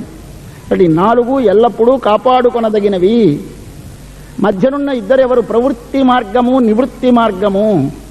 ప్రవృత్తి మార్గం అంటే బాహ్యమైన ఇంద్రియములకు, మనసునకు వశపడి బాహ్యమైన విషయముల వైపే ప్రవర్తించి వాటినే అనుభవించి తాను తనది అనే భావముతో వాటి కొరకే లాలసుడై ఉండుట ప్రవృత్తి మార్గము. నివృత్తి మార్గం అంటే తాను బాహ్యమైన విషయములలో ఉండుట కాకుండా లోపల ఉన్న భగవద్విషయమునకు వెనుకకు మరలి భగవంతుని ఆరాధిస్తూ భగవంతునికి చెందినవాడని తెలుసుకుని భగవంతునికే ప్రవర్తిస్తూ తాను చేయు సర్వవ్యాపారములు వదలకుండా చేస్తూ వీటన్నిటిని వాని కొరకు వాని ఆజ్ఞ చేత వాడు చేయిస్తున్నాడనే భావనతో చేయుట నివృత్తి మార్గము. సుగ్రీవుడు నివృత్తి మార్గనిష్ఠుడు, వాలి ప్రవృత్తి మార్గనిష్ఠుడు. ఈయనకి పౌరుషమే, ఈయనకి భోగమే ప్రధానము. ఈయనకి పౌరుషము చేతకాకో మరొకలాగే దైవమును శరణ పొందాడు. కేవలముగా భగవంతుడే రాముడే రక్షకుడని విశ్వసించాడు కనుక నివృత్తి మార్గము. ఈ 2 మార్గములలో ప్రవృత్తి మార్గము నీకు అనర్థకరము. నివృత్తి మార్గమును ఎప్పుడు ఆశ్రయించి ఉండు. కర్మను వదలకు, దైవమును వదలకు. బాహ్యమైన ప్రవృత్తికి దైవానికి విరోధం లేదు. దైవాన్ని ఆశ్రయించవచ్చును, దైవ సంబంధమును సంతతము భావించవచ్చును, బాహ్యమైన సర్వవ్యాపారములు చేస్తూ ఉండవచ్చును. ఈ రెంటిని కలిపి సుగ్రీవుడు. కాబట్టి ఎవరిని తాను చేరాలి, సుగ్రీవుణ్ణి చేరాలి, సుగ్రీవుని రక్షించాలి, వీడిని శిక్షించాలి. చంపేశాడు. చివర 3 రాజస, తామస, సాత్విక మనస్సు. 3 అన్నదమ్ములు. మన లోపల ఏ మనస్సు పరిపాలిస్తూ ఉండాలి మనని అంటే రాజస మనస్సు పరిపాలిస్తోంది ఇప్పుడు రావణాసురుడు. తామసమైన మనస్సు ఎప్పుడైనా వీడికే దోహదపడి వీడికే సాయపడుతూ ఉంటుంది, నిద్రపోతూ ఉంటుంది. కానీ లేచిందంటే వీడికే సాయపడుతుంది. అది కుంభకర్ణుడు. కాబట్టి విభీషణుడు, కుంభకర్ణుడు 2 తగ్గాలి. ఒక్కటే సాత్వికమైన మనస్సే నిలబడి మనను పరిపాలించాలి. కాబట్టి దేనిని నిలపాలి? రావణుణ్ణి చంపాలి, కుంభకర్ణుని చంపాలి, విభీషణుని సుప్రతిష్ఠితుని చెయ్యాలి. ఈ రహస్యం చెప్పడానికి అన్నదమ్ములను పెట్టి అందులో ఒకరిని ఆశ్రయించి ఒకరిని చంపడం ఏమిటి కథ? ఇదంతా మన జీవిత కథ. మన జీవితంలో మానవులు ఎట్లా ప్రవర్తించాలో, దేనిని వృద్ధి పొందించుకోవాలో, దేనిని తగ్గించుకోవాలో నేర్పుతుంది శ్రీరామాయణం. సరే అయిపోయింది. తరువాత సరే సుగ్రీవునికి పట్టాభిషేకం అయిపోయింది. సీతాన్వేషణానికి ప్రయత్నం చేస్తాడు. కొన్ని కోట్ల వానరుల్ని అన్ని దిక్కుల నుంచి పిలిపించేస్తాడు. పిలిపించేసిన తర్వాత అందరినీ ఆయా అన్ని దిక్కులకి పంపిస్తూ దక్షిణ దక్షిణ దిక్కుకి అంగదుడు నాయకుడుగా ఆంజనేయుడిని దానిలో ఆ పార్టీలో పెద్ద పెద్ద వాళ్ళందరూ ఉన్నారు. ఆ పార్టీలో బయలుదేరారు దక్షిణ దిక్కుకి. అందరికీ సుగ్రీవుడు, అయ్యా 1 నెల రోజుల టైము, 1 నెల రోజుల లోపు కానీ మీరు తిరిగి రాకపోతే మీకు మరణమే దండన అని చెప్పాడు. అందరూ బయలుదేరారు. 3 దిక్కుల వాళ్ళు చరచరా ఇంకా 1 నెల ఎండక మునిపే వచ్చేశారు, ఎక్కడ ప్రాణాలు పోతాయో అని. మనవారు దక్షిణ దిక్కుకు వెళ్ళిన వారు మాత్రము అన్వేషణ సాగిస్తూనే ఉన్నారు. అలాగే ఈ దక్షిణ దిక్కును అన్వేషించాలి. అక్కడుంది లంక, అక్కడున్నాడు రావణుడు, అక్కడుంది మన సీతమ్మ బంధములో, అటువైపు వెళుతున్నారు వీరు. అంతా వెతికేశారు, ఎక్కడా మిగలలేదు ప్రదేశము, ఎక్కడా దొరకలేదు సీతమ్మ. చివరికి వెతికి వేసారి చివరికి ఎక్కడ నీళ్లు లేనటువంటి ఒక అడవిలోకి వెళితే, ఆ నీళ్లు లేనటువంటి ఒక అడవిలో దాహం వేసిపోతే ఏం చేయాలో తోచకపోతే ఒక గుహ లాంటిది కనిపిస్తే, ఆ గుహలోంచి పక్షులు వస్తున్నాయి కిలకిల్లాడుతూ, చల్లని గాలి వస్తోంది. ఓహో, దీని లోపల ఎక్కడో నీరు ఉండుంటుంది, లేకపోతే పక్షులు రావు కనుక జలపక్షులు వస్తున్నాయి, లోపల ఏదో నీరుందనుకొని అది అట్టి చీకటి కొట్టులా ఉంది, లోపలికి దారి లేదు, వెళ్ళాలి.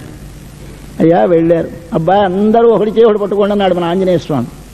పట్టుకున్నారు అందరూ. దాని పేరు స్వయంప్రభ గుహ. ఆ స్వయంప్రభ అనే ఆమె ఆ లోపల ఉంది. ఆమె దివ్యమైనటువంటి తేజస్సు లోపల. పైన దారంతా మాత్రం గాఢాంధకారం. ఆ గాఢాంధకారం నుంచి లోపలికి వెళ్ళేసరికి ఒక పెద్ద గుహ, దాని లోపల ఫలపుష్పాది వృక్షములు జలములతో నిండి ఉన్నది. లోపలికి వెళ్ళారు. ఆమె సరే ప్రశ్నించింది, ఆమె ఆదరించింది. వారికి దాహము ఆకలి అన్నీ తీరేయి. మళ్ళీ ఇటించి వెళ్ళడానికి మళ్ళీ చీకట్లో వెళ్ళకండి, నేను మిమ్మల్ని అవతలికి పంపించేస్తాను, కానీ కళ్ళు మూసేసుకోండి, ఎలా వచ్చామని చూడకండి, కళ్ళు మూసుకుంటే అవతలికి పంపించేస్తానన్నది. పంపించేసింది. యువతలకు వచ్చేశారు. మళ్ళీ దండకారణ్యంలో పైన వచ్చి వెతుకుతున్నారు. ఇది సన్నివేశము. ఈ స్వయంప్రభ లోపలికి వెళ్ళి దర్శనం చేసి వెలికి వచ్చారు. రామచంద్ర ప్రభువు పంపించేటప్పుడు అందరికీ సందేశం అందరికీ చెబుతూ సుగ్రీవుడు మళ్ళీ ఆంజనేయుడిని పిలిచి, ఆంజనేయ నీవే ప్రధానము సుమా, నీవు ముఖ్యముగా ఆ దక్షిణ దిక్కున వెతికేటప్పుడు జాగ్రత్తగా వెతకాలని హనుమకి గట్టిగా మరోసారి ఇన్స్ట్రక్షన్ ఇచ్చాడు. చూచాడు మన రాముడు. ఓహో, వీళ్ళందరిలోనూ ఏదో ఇంపార్టెంట్ పర్సన్ అయి ఉంటాడు కాబట్టి ఈయనకి మళ్ళీ చెప్పాడు కనుక అబ్బాయి హనుమ రమ్మన్నారు. రమ్మని తన చేతిని ఉన్నటువంటి రామనామాంకితమైనటువంటి ఒక ఉంగరం ఇచ్చి, ఈ ఉంగరం నీ దగ్గర ఉంచు, ఇది నీవు తీసుకుని వెళ్ళి సీతమ్మకు చూపిస్తే సీతమ్మ నా నుండే వచ్చేవని విశ్వసిస్తుంది, కాబట్టి ఆమెకు ప్రత్యయమనగా విశ్వాసం కోసం ఇది నీవు తీసుకుని వెళ్ళవలసిందని ఇచ్చాడు. ఇది హనుమకు జరిగిన గొప్పతనము. దీనివలన ఏమి కలిగింది? శక్తి వచ్చింది. ఏమిటి ఇవ్వాలి? గురువుకి శ్రోత్రియుడవ్వాలి, బ్రహ్మనిష్ఠుడవ్వాలి. 2 లక్షణములు వెనక మనవి చేశాను ఆంజనేయునికి. ఇప్పుడు 3వ లక్షణమే ఉండాలి, భగవద్ అనుగ్రహ లబ్ధ దివ్య జ్ఞాన సంపన్నుడు కావాలి. వాడంతటా వాడు సాధించి సంపాదించిన జ్ఞానాలు ప్రయోజనం లేదు. గురువులకు అలా కలిగిన జ్ఞానాలు కావు. మన పూర్వులందరికీ వారు మహాపురుషులు, వారు చూచారు. ఆయన ఇచ్చాడు ఉంగరం. ఇదిగో ఈ ఉంగరం పట్టుకెళితే నిన్ను సీతమ్మ నమ్ముతుంది. ఇచ్చే పట్టుకున్నాడు ఈయన. ఈ బట్ట పట్టుకున్నాడు, దానిలో మొలలో దోపేసుకున్నాడు. సరే బయలుదేరి వెళ్ళిపోయినాడు. ఇక్కడికి వెళ్ళగానే నీకు ఎప్పుడైతే ఆ జ్ఞానం కలిగిందో మొట్టమొదట కలుగవలసినది తానెవడో తనకు తెలియాలి, ఆత్మస్వరూపం తెలియాలి. ఈ తానెవడో తనకు తెలియటము స్వయంప్రభ గుహలోకి దూరటం. ఇది ఒక పెద్ద గుహ మనకి ఉంది. ఇక్కడ గుహ ఇవన్నీ మన లోపలే ఉన్నాయి. ఇవన్నీ ఒక మాట మళ్ళీ చూస్తూ ఉండాలి, కానీ కనిపిస్తాయి మనకి స్పష్టంగా. ఓ పెద్ద చీకటి కొట్టు. ఎవరైనా లోపలికి వెళ్ళి చూద్దామంటే కనిపిస్తుందే? కళ్ళు మూసుకుంటే గాఢాంధకారం. ఉపనిషత్తు చెప్పింది, కఠోపనిషత్తు, అయ్యా చాలా గొప్ప భగవానుడు లోపల ఉన్నాడు, కానీ ఎవరు చూస్తారు? ఆవృత్త చక్షు అమృతత్వమిచ్చన్ కశ్చిద్ధీర ప్రత్యేగాత్మానమైక్షతు. ఎవడో ధీరుడు ఈ ప్రత్యేగాత్మను చూస్తాడు. అంటే నేను అని మనం అనుకునేది ఏమిటో మనకు కనిపిస్తుంది. ఎవడు చూస్తాడు? ఆవృత్త చక్షు, కన్ను వెనుకకు మరల్చినవాడు. అంటే ఈ కన్ను వెనక్కి ఆపరేషన్ చేసి పెట్టడం కాదు, బాహ్యమైన విషయముల వైపు కన్ను ప్రసరించక ఆంతరమైన వీటికంటే లోపల ఉన్న ఒక తత్వము వైపు మనసు మళ్ళీ నీవేనాడైతే లోపలికి చూపును ప్రసరింపజేస్తావో ఆనాడు వాడు చూడగలుగుతాడు. ఇది దారంతా చీకటి. లోపలికి వెళితే పెద్ద స్వయం ప్రభ. ఇది మన ఆత్మస్వరూపం, స్వయం ప్రకాశమైనది, తనంత తాను ప్రకాశిస్తుంది. దానిని తెలియజేయడానికి మరొకటేది ప్రకాశం అక్కర్లేదు. దీపాన్ని ప్రకాశింపజేయడానికి వేరొక దీపం ఎట్లా అక్కర్లేదో, మన లోపల ఉన్న ఆత్మవస్తువుకి బాహ్యమైన విషయముల వైపు నీ మనసును మళ్లించి లోపలికి మరలించుటే కావాలి, కానీ దానిని చూడడానికి వేరొక సాధనమేమక్కర్లేదు. అట్టివాడు లోపలికి వెళ్ళాడు, అటించి మళ్ళీ బయటకు వచ్చాడు. ఇప్పుడు ఏమైంది? ఆంజనేయ స్వామి ఎక్కడున్నాడు? పరిపూర్ణమైనటువంటి ఆత్మస్వరూప జ్ఞానంతో, భగవద్ అనుగ్రహ లబ్ధ దివ్య జ్ఞానంతో శ్రోత్రియుడై బ్రహ్మనిష్ఠుడై నిలిచాడు. ఆచార్య లక్షణములని వరస ఒకటే పూర్తిగా చూపిస్తున్నాడు హనుమలో. వచ్చారు సముద్ర తీరానికి. అడ్డంగా 100 యోజనాల సముద్రం వచ్చేసింది. ఎక్కడికి మరి దాటలేరు. వెనక్కి వస్తే నెల్లాళ్ళు దాటిపోయింది, చంపేస్తాడు. ఒడ్డున కూర్చున్నారు అందరూ. అయ్యా, మనం అందరము చనిపోవడం తప్పదు ఎలాగూను, కాబట్టి ఇక్కడే ప్రాయోపవేశం చేసి చచ్చిపోదామని అందరూ నిరాహార దీక్ష పట్టేశారు. అందరూ కూర్చున్నారు, ప్రాయోపవేశం చేసేస్తున్నారు. పడుకొని వీళ్ళు అంటున్నారు, అరే అదృష్టవంతుడు ఆ జటాయువు ఒక్క దెబ్బకి చచ్చిపోయినాడు. మనలో ఎన్నాళ్ళుండి చచ్చిపోవాలో తెలియదు. రాముడి కార్యం కోసమని తన శరీరాన్ని రావణాసురుడి సీతమ్మని రక్షించడానికి రావణాసురుడికి అడ్డుపడి హాయిగా చచ్చిపోయినాడు. ఎంత అదృష్టవంతుడో రామకార్యం కోసం. మనము రామకార్యమే, కానీ ఎన్నాళ్ళు ఇలా కుళ్ళి చనిపోతాము అని కొంచెం బాధపడుతున్నారు. ఆ కొండ మీద ఉన్నాడు ఆయన సోదరుడు సంపాతి. విన్నాడా? ఏమి జటాయువు చనిపోయినాడా? ఎవరయ్యా మీరు? ఎవరు? కేకలేశాడు. ఈ జటాయువు సంపాతి చిన్నప్పుడు ఇద్దరూ కలిసి సూర్యుని వైపు ఎగరడం ప్రారంభించారు. ఎగరడం ప్రారంభిస్తే సూర్యుని వేడికి రెక్కలు కాలిపోతాయని, పాపం తమ్ముడు జటాయు కాలిపోతాయని అన్న పెద్దవాడు కదా సంపాతి రెక్కలు అడ్డు పెట్టాడు. ఆ సూర్యుని కిరణములకు ఆయన రెక్కలు కాలిపోయి కొండ మీద పడిపోయినాడు. జటాయువు దండకారణ్యంలో పడిపోయాడు. అక్కడ ఉన్నాడు ఆయన. నిశాకర మహర్షి అని ఒక ఆశ్రమంలో ఉన్నాడు. అక్కడ ఉంటే ఆయన, అయ్యా నీకు ఇప్పటి నుంచి రెక్కలు రావు.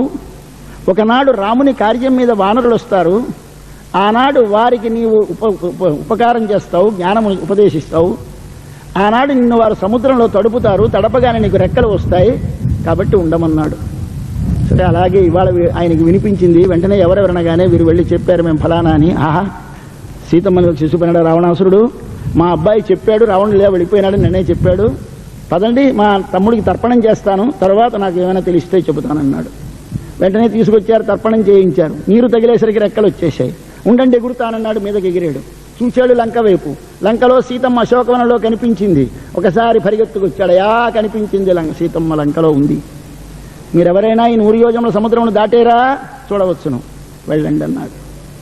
అయ్యా ఇంకేముంది, ఉన్నదని తెలిసింది, దాటడానికి అడ్డు సముద్రం. ఇప్పుడు అక్కడున్నాం మనం. ఏమిటిది?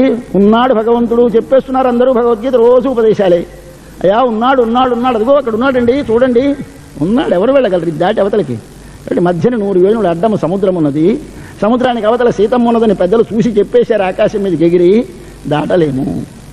ఆ స్థితిలో ఉన్నారు వానరులు. ఇప్పుడు హనుమ దాటడానికి సిద్ధపడతాడు. రేపు దర్శనం చేద్దాం. స్వస్తి ప్రజాభ్య పరిపాలయంతాం న్యాయేన.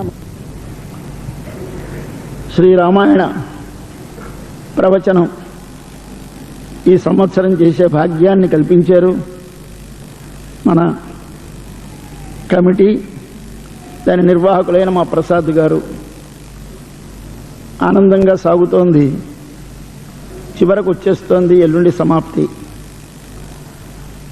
శ్రీరామాయణం గురించి ప్రతివారు అధ్యయనం చేస్తే మానవ జీవితాన్ని ఎట్లా సాగించాలో తెలుస్తుంది, ఆంతరంగా ఎట్లా ప్రవర్తించాలో, బాహ్యంగా ఎట్లా ప్రవర్తించాలో తెలుస్తుంది అని చెప్పడమే ప్రధానంగా భావించారు మన పూర్వులు. కానీ కథామాత్ర సారంగా దానిని విడిచిపెట్టలేదు. ఇందుచేత వాల్మీకి మహర్షి దానిని కావ్యంగా రచించాడు. కనుక కావ్యం అంటే బాహ్యమైన కథామాత్రం కాకుండా ఆంతరమైన ధ్వన్యర్థంలో దాని లోపల మన ఆత్మను ఉదాత్తపరిచేటటువంటి, మన మనస్సును సంస్కరించేటువంటి ఒక శక్తి కలిగి ఉండాలి కావ్యానికి. అటువంటి శక్తి ఉన్నది శ్రీరామాయణానికి.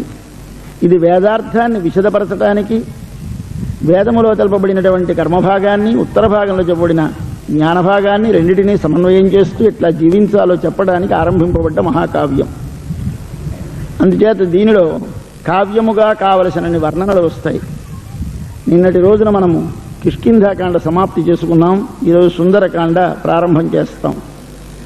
కిష్కింధాకాండ కవులందరూ తప్పకుండా చదవవలసిన కాండ. ఆయన వాల్మీకి మహర్షి ముందు చెబుతూ పరం కవీనాం ఆధారం అంటాడు.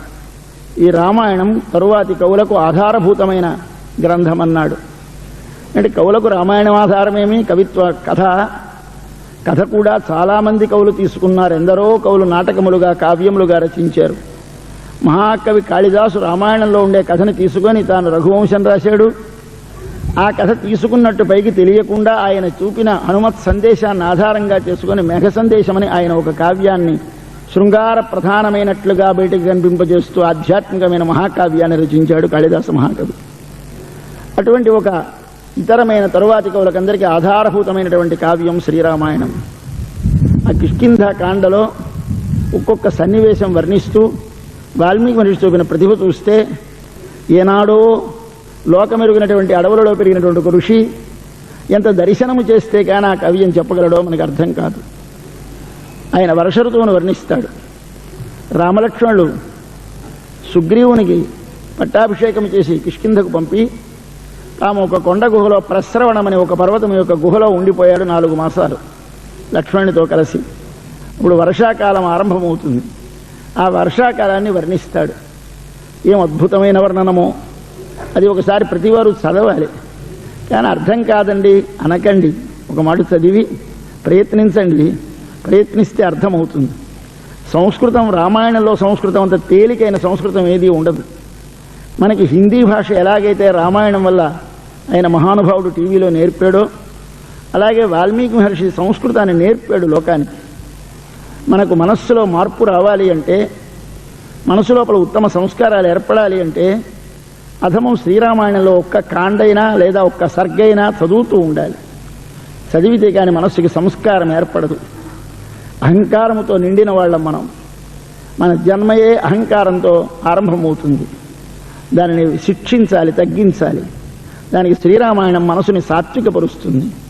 ఈ లోక ప్రవృత్తి ఎందు అభిరుచి తగ్గుతుంది. లోక ప్రవృత్తి నుంచి విరమించం, లోక ప్రవృత్తిలో ఉంటాం.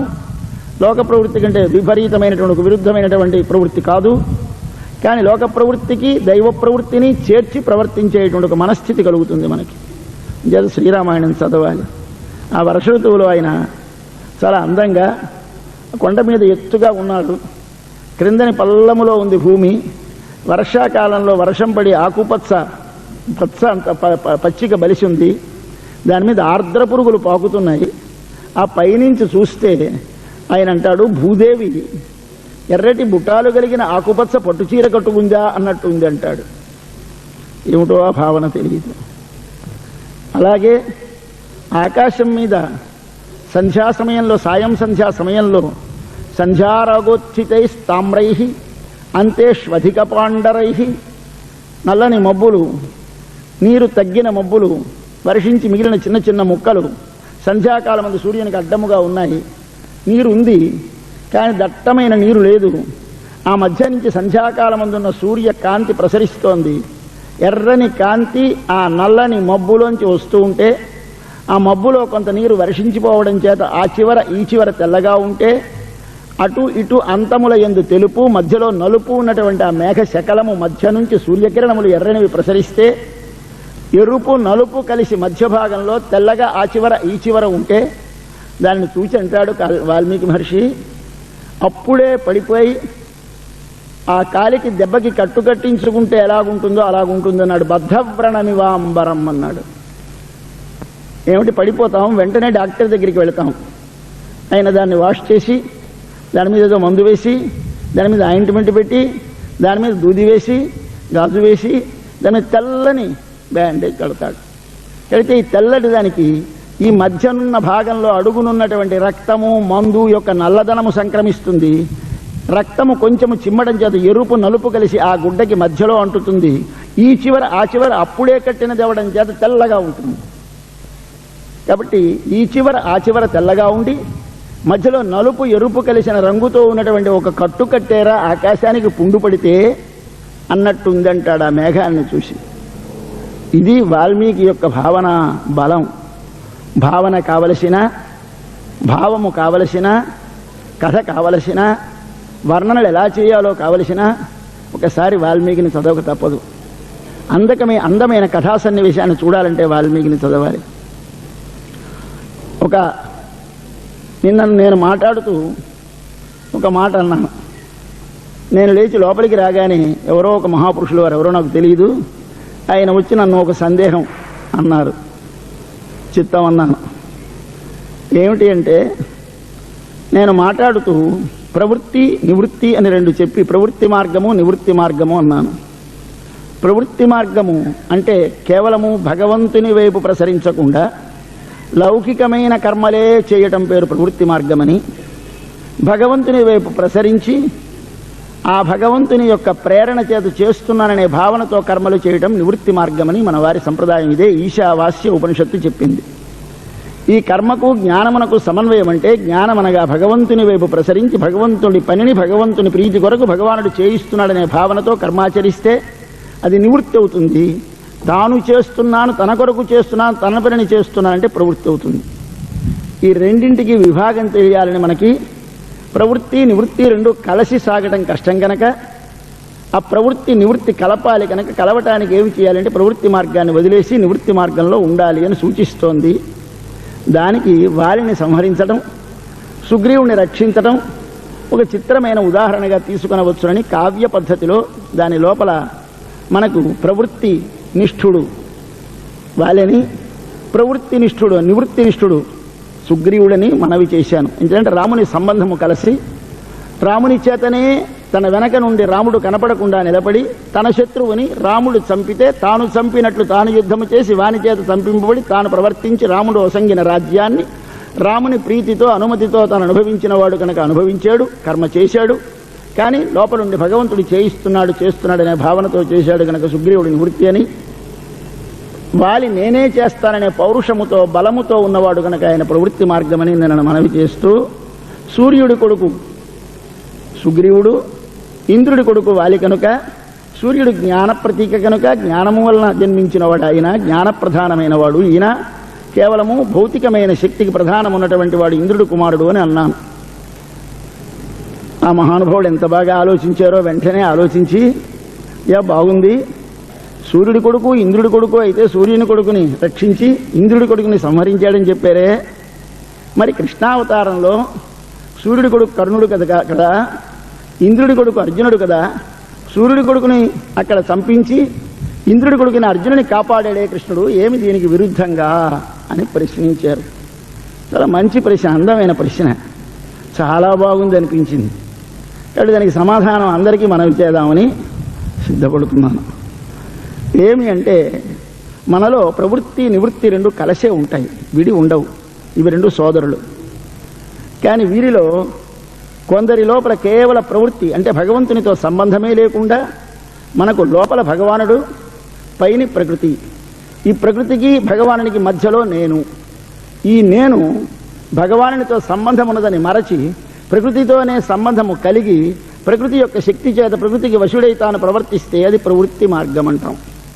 కాక లోనున్న భగవానునితో కలిసి పైనున్న ప్రకృతిని తనకు ఉపయోగించుకుంటూ దానిని ప్రవర్తింపచేసి తాను ప్రవర్తిస్తే దానిని నివృత్తి అంటాం. ఇప్పుడు ఈ రెండూ కలిసేలా మనకు కలగడానికి జ్ఞాన భగవద్ అనుగ్రహం ఉన్నవారికి కలుగుతుంది, కొంతమందికి కేవలం లౌకికమైన బలం ఉన్నట్టు వారికి కలుగుతుంది. అందరిలోనూ రెండూ ఉంటాయి. ప్రవృత్తి లేకపోతే నివృత్తి సాగదు.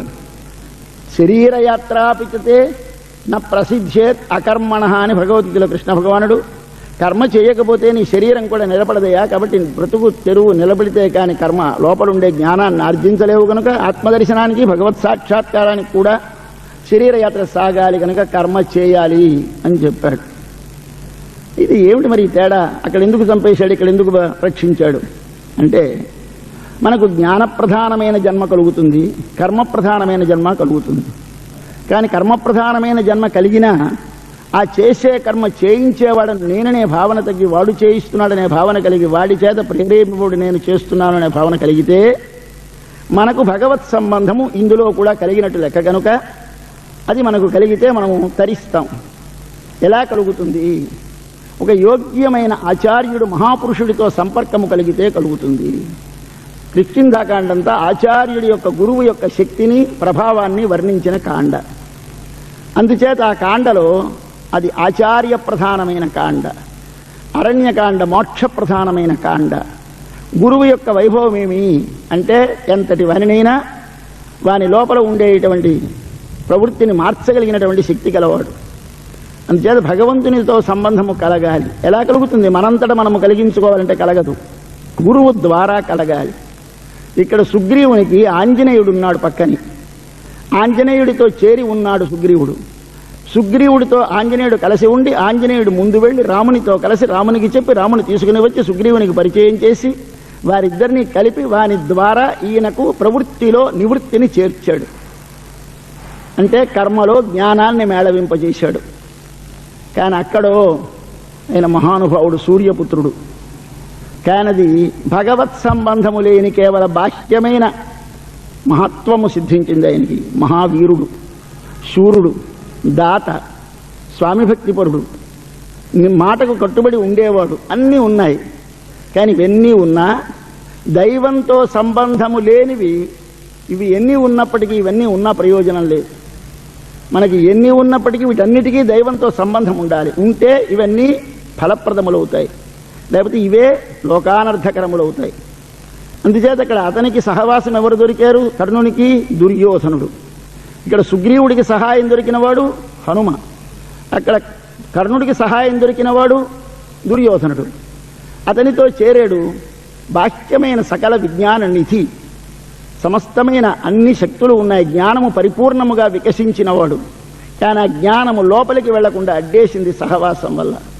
కాబట్టి జ్ఞానము ప్రధానముగా కలిగిన జన్మ కలిగినప్పటికీ ఒక మహాపురుషుడి యొక్క సమాశ్రయణము లేకపోతే కలిగే అనర్థమేమిటో చూపించాలి. అందుచేత స్వామి చూపించాడు. కృష్ణావతారములో కర్ణుని చంపించి అర్జునుని కాపాడాడు. అర్జునుడు ఇంద్రుడి కుమారుడే, చాలా బలశాలి. ఆయన ధనంజయుడు, విజయుడు, సవ్యసాచి. ఆయన పేర్లన్నీ శారీరకమైన భౌతికమైనటువంటి ప్రవృత్తులలో గొప్పవాడనే సూచిస్తాయి. కానీ ఆయన కలిగిన అదృష్టమేమి? భగవానునితో సంబంధం ఏర్పడ్డది. ఎట్లాగేర్పడ్డది? ఆయనకి ఆచార్యుడి ద్వారా. ఎవడాచార్యుడు? భగవానుడే ఆచార్యుడిగా వచ్చాడు. వచ్చి తానే ఉపదేశించాడు. తానే భగవానుడై తానే ఆచార్యుడే వచ్చాడు. వారిద్దరూ నరనారాయణులు. నారాయణుడు గురువు, నరుడు శిష్యుడు. వీరిద్దరూ కలిసి బదరికాశ్రమంలో ఉండి వారే తరువాత కృష్ణ అర్జునుడు ఇక్కడ అవతరించి మనకి వారి ద్వారా ఆయన ఉపదేశిస్తే ఈయన శిష్యుడుగా ఉండి పొంది లోకానికి గీతను అందింపచేశాడు. ఈ భాగ్యం కలగటానికి ఎవరు కలిగించారు? ఆచార్యుడు కలిగించాడు. కాబట్టి కృష్ణ భగవానుడి గీతాచార్యుడని పేరు. ఆయన కృష్ణం వందే జగద్గురుం అని పేరు. కాబట్టి జగద్గురువైన భగవానునితో సంబంధం ఏర్పడటము చేత తను చేస్తున్నటువంటి భౌతికమైనటువంటి కేవలము ప్రవృత్తియే ప్రధానముగా కలిగిన జన్మ కలిగిన వాడు అయినప్పటికీ, ఇంద్రుని సంబంధం కలిగినప్పటికీ దాని లోపల భగవత్ సంబంధం ఏర్పరిచి ఆచార్యుడు ఆయనలో చేయవలసినటువంటి కర్మ ఎట్లా చేయాలో నిర్దేశించి అతనిని ఉద్ధరించాడు ఆచార్యుడు. అందుచేత ఉత్తమ పురుషుడైనటువంటి మహాపురుషుడి యొక్క అనుగ్రహం ఉంటే మనము చేసే ప్రవృత్తి కూడా మనకు బంధకము కాక ముక్తికి సాయపడుతుంది. దానితో సంబంధం ఏర్పడ్డది. ఎట్లాగేర్పడ్డది? ఆయనకి ఆచార్యుడి ద్వారా. ఎవడాచార్యుడు? భగవానుడే ఆచార్యుడిగా వచ్చాడు. వచ్చి తానే ఉపదేశించాడు. తానే భగవానుడై తానే ఆచార్యుడే వచ్చాడు. వారిద్దరూ నరనారాయణులు. నారాయణుడు గురువు, నరుడు శిష్యుడు. వీరిద్దరూ కలిసి బదరికాశ్రమంలో ఉండి వారే తరువాత కృష్ణ అర్జునుడు ఇక్కడ అవతరించి మనకి వారి ద్వారా ఆయన ఉపదేశిస్తే ఈయన శిష్యుడుగా ఉండి పొంది లోకానికి గీతను అందింపచేశాడు. ఈ భాగ్యం కలగటానికి ఎవరు కలిగించారు? ఆచార్యుడు కలిగించాడు. కాబట్టి కృష్ణ భగవానుడి గీతాచార్యుడని పేరు. ఆయన కృష్ణం వందే జగద్గురుం అని పేరు. కాబట్టి జగద్గురువైన భగవానునితో సంబంధం ఏర్పడటము చేత తను చేస్తున్నటువంటి భౌతికమైనటువంటి కేవలము ప్రవృత్తియే ప్రధానముగా కలిగిన జన్మ కలిగిన వాడు అయినప్పటికీ, ఇంద్రుని సంబంధం కలిగినప్పటికీ దాని లోపల భగవత్ సంబంధం ఏర్పరిచి ఆచార్యుడు ఆయనలో చేయవలసినటువంటి కర్మ ఎట్లా చేయాలో నిర్దేశించి అతనిని ఉద్ధరించాడు ఆచార్యుడు. అందుచేత ఉత్తమ పురుషుడైనటువంటి మహాపురుషుడి యొక్క అనుగ్రహం ఉంటే మనము చేసే ప్రవృత్తి కూడా మనకు బంధకము కాక ముక్తికి సాయపడుతుంది.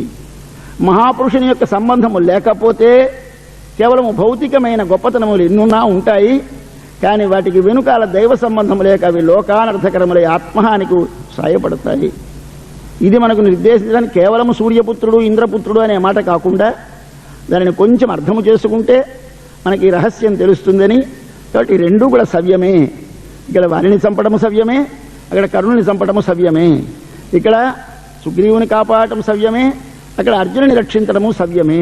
ఎందుచేత మహాపురుష సమాశ్రయణం ఉన్నది కనుక ఇది ప్రధానంగా నిర్దేశించవలసిన కాండ కనుక దానిలో ఇక్కడ మనకు నిర్దేశించారని మనవి చేస్తూ, వారెవరో నాకు తెలియదు, పోనీ వారికి చెప్పేది అందరికీ చెబితే పెద్దలకు నచ్చిందా స్వీకరించండి, లేకపోతే విమర్శించకండి. అదొక్కటే ప్రార్థించేది. ఏ విషయమైనా నేను చెప్పేది ఎక్కడో పెద్దలు రాసినవి చదివి చెబుతున్నాను. నా స్వంత బుద్ధి కల్పితములు కావు. వాటిలో ఏవైనా దోషములుంటే వారివి, గుణములున్నా వారివే. అయితే నేను చెప్పడంలో తప్పుగా చెప్పి మీ మనసులకు అర్థం కాకుండా చేసే అపకీర్తి నాది.